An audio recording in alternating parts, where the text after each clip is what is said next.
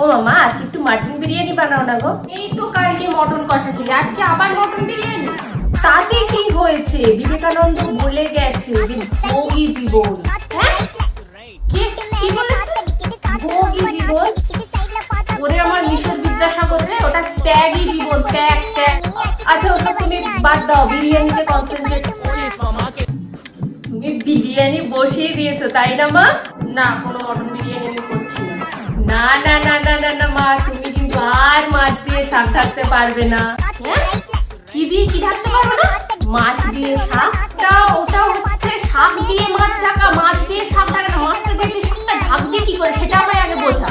সারাদিন শুধু ওটার ভিতরে মটন খাই খাই এইসবই চলে। মাটন মাটন করবো না তো কি করবো বলো? আই লাভ মাটন, তুমি তো জানো বলো। আর তাছাড়া কবি সুভাষচন্দ্র বসু বলে গেছেন যে জীবে প্রেম করে যেই জন, সেই জন সেবিছে ঈশ্বর। And I love mutton.